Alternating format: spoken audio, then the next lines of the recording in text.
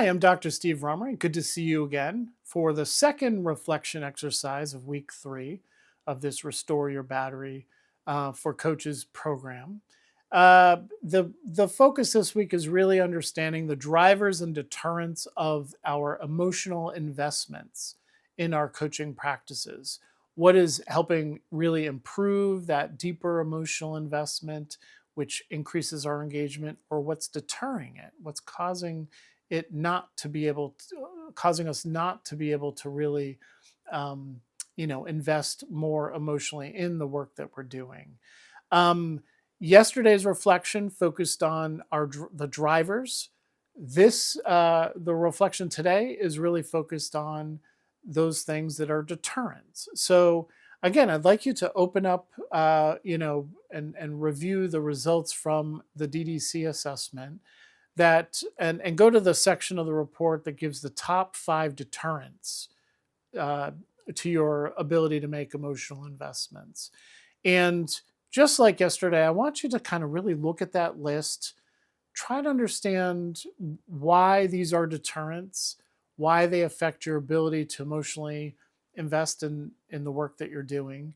And if you could, take the top deterrent and really dig into why is this one particularly challenging for you, and really a blocker in terms of building a deeper level of commitment, and B, what are the opportunities that you have to be able to manage that deterrent? What are the opportunities that you can sort of change or alter how you go about approaching the work so that you can control or manage this deterrent better.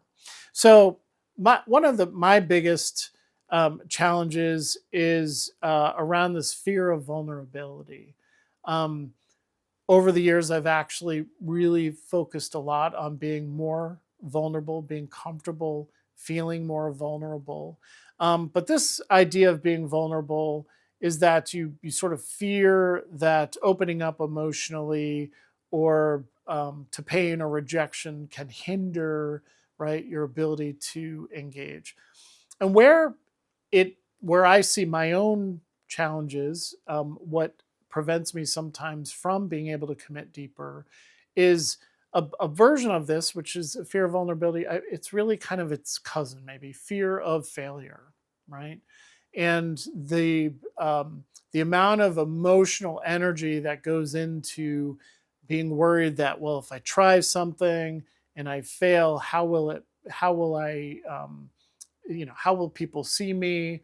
Will I be humiliated?